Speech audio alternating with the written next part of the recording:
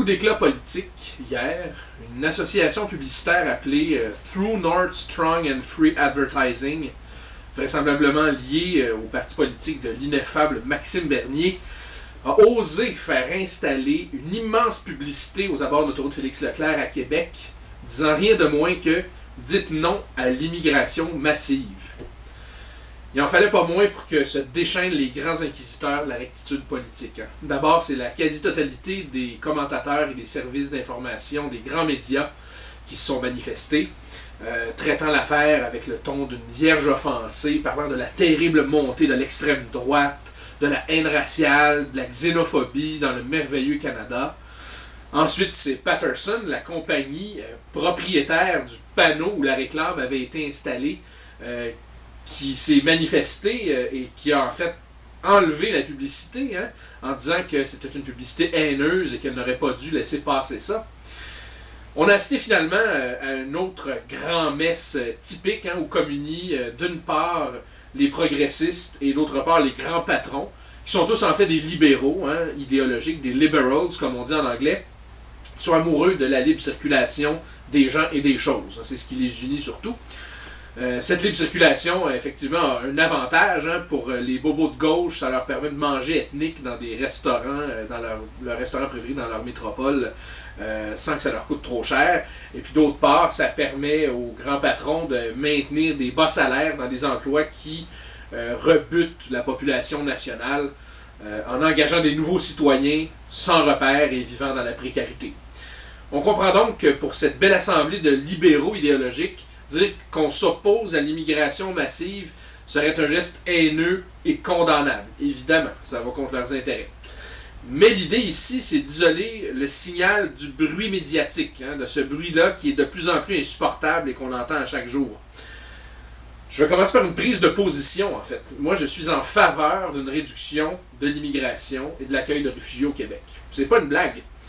La mesure promise par François Legault en campagne électorale, c'est-à-dire de réduire temporairement le nombre d'immigrants au Québec de 50 000 à 40 000, me semble dérisoire et insuffisante. Surtout considérant que le Québec, en tant que province, est un territoire soumis, ça vient de là, province, pro-victis, un territoire soumis aux décisions prises par Ottawa, territoire vaincu, en fait, pro-victis, ce que ça signifie.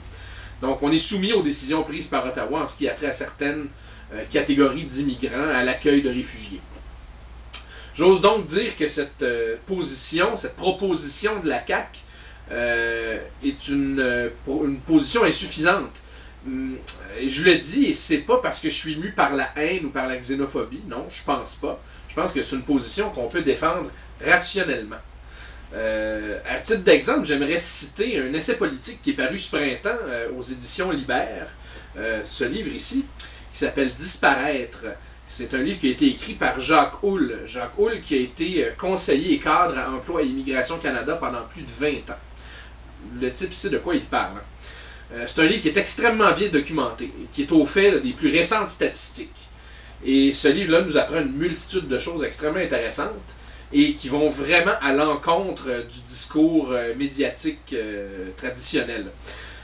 On nous apprend d'abord une chose vraiment intéressante, c'est que la pénurie de main-d'œuvre qualifiée qu'on nous sert sans arrêt comme une raison qui devrait justifier qu'on ouvre à tout grand nos frontières à une immigration massive, alors ce prétexte-là en est un faux, en fait.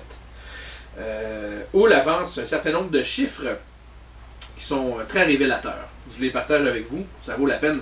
Chez les diplômés de niveau collégial et universitaire, le taux de surqualification au Québec atteint 40%. 40% des jeunes diplômés sont donc trop qualifiés pour l'emploi qu'ils occupent au sortir de l'école. Chaque année, 80 000 jeunes arrivent sur le marché du travail. On les met en concurrence avec 30 000 nouveaux arrivants.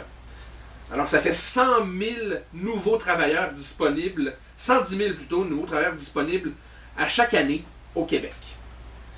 À cela s'ajoutent 250 500 chômeurs en recherche d'emploi et 150 000 prestataires d'aide sociale aptes au travail. Ça fait à peu près 500 000 travailleurs disponibles pour occuper 108 000 postes vacants. Alors, la pénurie de main-d'œuvre, on repassera. Et la pénurie de main-d'œuvre qualifiée, on repassera aussi. On est surqualifié en général au Québec, en fait. Alors, le vrai problème ici, c'est pas le manque de travailleurs. c'est la nature des emplois qu'on offre. La plupart de ces emplois-là sont des emplois où les conditions de travail sont, je pèse mes mots, généralement misérables. L'Institut de la statistique du Québec, que cite Jacques Houle d'ailleurs, nous apprend que 49% des postes vacants au Québec sont dans le domaine soit de la fabrication, du commerce de détail, des soins de santé, de l'assistance sociale et des services d'hébergement et de restauration. La profession la plus demandée au Québec, au deuxième trimestre de 2018, toujours selon l'Institut de la statistique, était, je vous le donne en mille, serveur au comptoir et aide de cuisine. Le salaire horaire de ces emplois-là, moyen, 12 et 10 $. La deuxième profession la plus en demande au Québec, vendeur dans le commerce de détail. Le salaire moyen horaire, 12 et 95 $. Dans un pays où les plus récentes études estiment qu'il faut gagner 22 $ de l'heure pour pouvoir louer un 4,5 sans être pris à la gorge à chaque mois, ces chiffres-là parlent d'eux-mêmes, il me semble. Ils sont là, les emplois. Ils ne sont pas dans les grandes compagnies, ce ne sont pas des emplois à 80 000 par année. Non, ce sont des emplois au salaire presque minimum, extrêmement précaires. Plutôt que de hausser les salaires et d'améliorer les conditions de travail, on va se servir de l'immigration et de la précarité qui vient avec le statut d'immigrant en fait, pour maintenir ces conditions-là plus basses. Tout le monde est perdant, la population locale est perdante, et puis les nouveaux arrivants aussi sont perdants. Parce qu'on leur promettait mer et monde avant leur arrivée. Finalement, ce qu'on leur offre, c'est d'être serveur chez McDo ou chez Subway. C'est un peu triste. On est loin des grandes causes humanitaires, en fait. Mais mieux encore que cet argument-là, qui est faux, il y a l'argument aussi selon lequel l'immigration et la diversité, comme on aime à le dire, seraient nécessaires à notre épanouissement collectif. Alors c'est plutôt le contraire, en fait.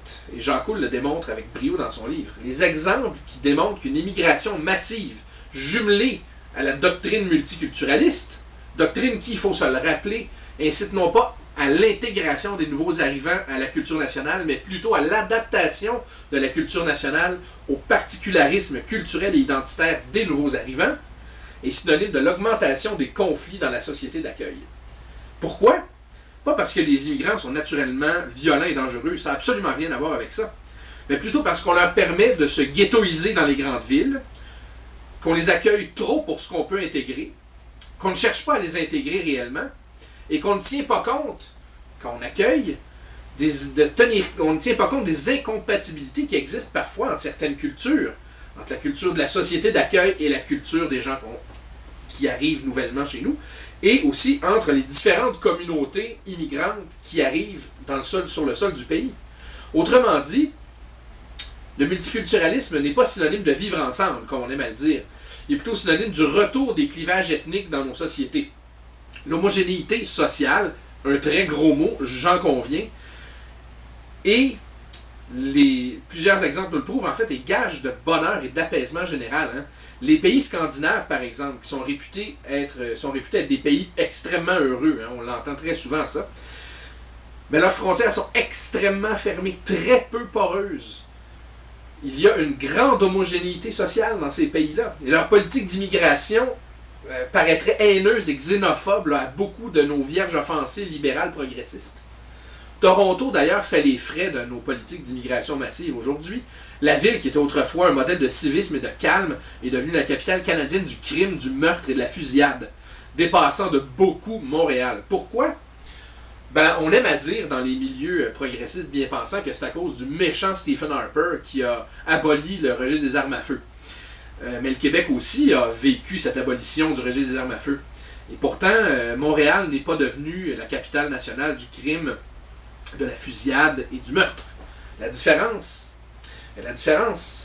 c'est la suivante. En 2011, 76% de la population torontoise était immigrante, de première ou de seconde génération. À Montréal, 33%.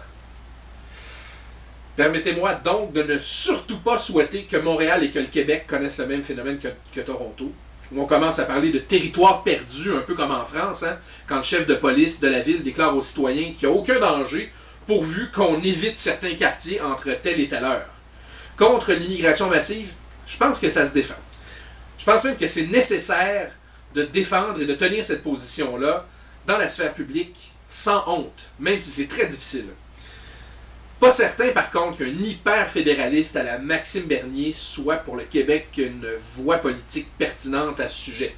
Pas certain non plus que la tenue de positions bon chic, bon genre des souverainistes officiels actuels soit très pertinente. Je pose donc la question, à quand une vraie voie populiste pour le Québec? Une voie qui va savoir rallier à la fois la gauche des travailleurs et la droite nationale. Pour bientôt, j'espère, avant que nous ne soyons endormis pour de bon.